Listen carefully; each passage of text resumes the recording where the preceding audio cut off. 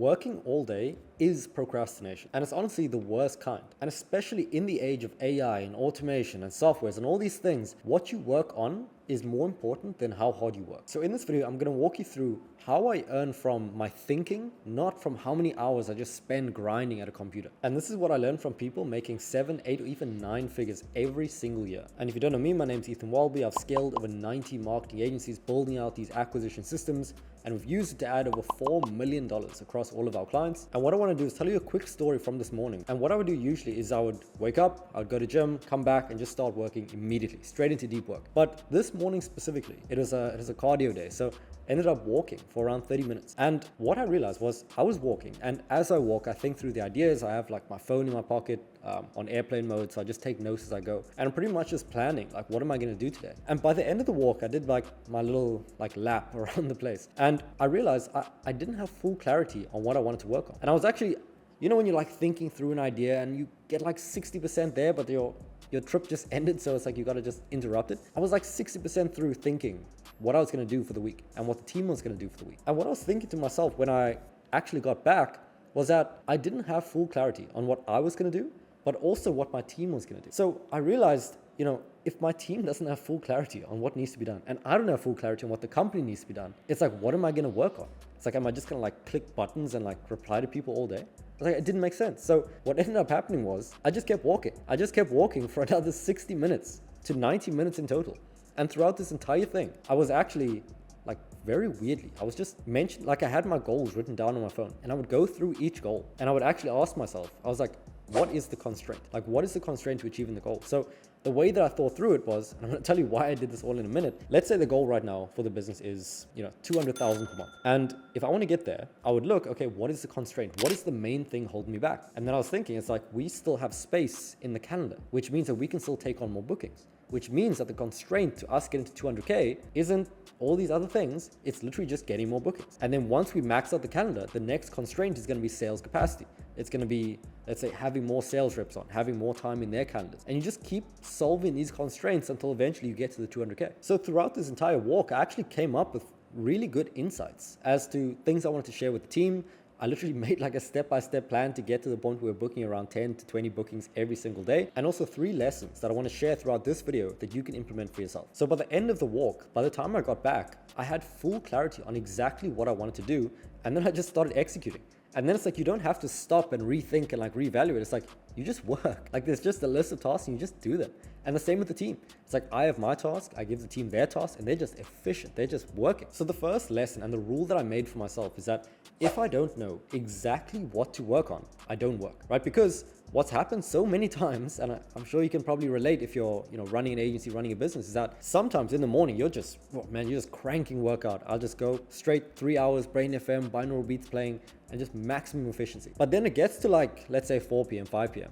And I realize like, I'm at the desk, I'm sitting here at the computer, but I'm just clicking buttons. I'm on YouTube, I'm refreshing this thing, I'm on LinkedIn, I'm refreshing my WhatsApp, I'm talking to some whatever, but it's not actually moving the needle. And the thing is, like, I could be sitting here doing this, not making any progress, or I could be doing something that's actually beneficial. Like, for example, instead of me just sitting here clicking buttons, I could be walking. Like, I could be getting cardio in, I could be at the gym, I could be seeing friends, all of these things that long-term would be more beneficial, but I'm just not doing them because I wasn't proactive with the time. So a rule that I had for myself is that if I ever saw myself clicking buttons like this, like just doing nothing, like dead brain, whatever, what I do is I just go for a walk. And then I ask myself the same questions. What is my goal? And what is the constraint? And then I think, okay, what are the things that I need to do to remove this constraint completely? And then by the time I get back, I'm like, okay, now I'm ready to work. And I just get back into it. The second lesson that I learned is that leverage multiplies the impact of your decision. So if that's the case, you should spend more time on decisions. And what I mean by this is that in an age right now where we have AI, we have automation, we have software, we have remote work, we have all these people that can do the things that we need to do, it's like the impact of one decision that you make can have a massive downstream effect. So when I was walking, I usually get into the situation where it's like, I have what I called the minimum viable idea.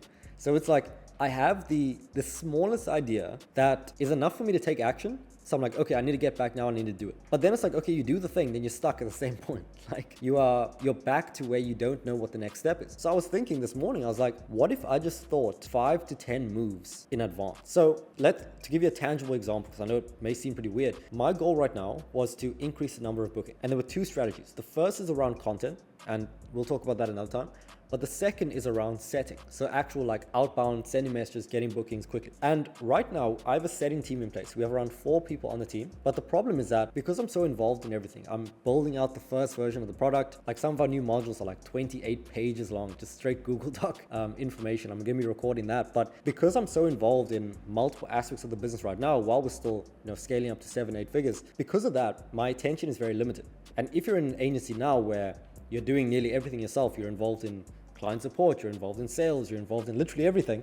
If that's the case, then it's a problem. So what I decided to do is, in the past, to solve the problem of getting more bookings, I would think, okay, I need to hire another setter and they're going to get more bookings and it's going to be great. But then I was thinking, but if I get another setter, I'm going to have to manage another person. And that's a lot of work, managing a person, onboarding, training. So my thinking was, okay, if I think 3 to 5 moves ahead, it's like, what decision could I make that removes all the other decisions? So instead of hiring a new setter, instead I thought, what if I promote one of my current setters to the setter manager? And it becomes their responsibility to actually manage the team every single day. It'll be their responsibility to hire new people, to grow the team, to improve the team. And they'll have their full attention on it, as opposed to me putting like 10% of my attention on it. So we would get more bookings for less work on my side. And it's like they're already paid on a commission basis. And this is what we help our clients with. They just get paid on a commission basis. So there's no additional risk. So by spending more time on making the decision, on really thinking through, is this the best decision that I can make? Is this the most leverage that I can employ? It immediately, it's saving me so much time. Like having a headset, it's massive in terms of the difference that it can make in terms of my personal time and my attention. And the third lesson that I learned, and I think there's a Henry Ford quote about it, but it pretty much says, thinking is difficult, and this is why people don't do it. So I was talking to one of my clients, and we focus on building out systems in their agency so that they can get out of the day-to-day, they can document everything, have the team follow it, automate these things. And he was pretty much saying the amount of effort required to make an SOP. He was saying like, Ethan, look, I know that I need this, but man, like it takes effort to actually think through the logical set of things that needs to be done to solve this problem. And I was like, yeah, that's true. And ironically, it's less work to do the thing than to document doing the thing. So let's use a tangible example. Let's say you are doing setting for yourself and you spend 1 hour per day sending outreach every single day. And let's say that's 7 hours per week, 28 hours per month. If you spent, let's say 1.5 hours instead of 1, just documenting everything that you do, and you record it like with Loom or a video tool, and you give it off to someone else. You spent 1.5 hours, which is more in a day than the original one, but you never have to do it again. So think about the leverage, is that you save 26.5 hours every single month by spending 30 minutes extra. Like really think about that. So the lesson is to understand the second and third order consequences of building a system. If you can just spend a little bit more time thinking and defining the system that you're doing, and then thinking about employing leverage, and this is what we help our clients to do. And if you want more help on that, just book a call using the link below. But we employ leverage into their businesses. So either a machine can do the work because you documented it and you just gave it off to like an automation thing, or you get a person to do it. You just documented it and you gave it off to a person. So to recap, in an age of infinite leverage, your decisions matter more now than any other time.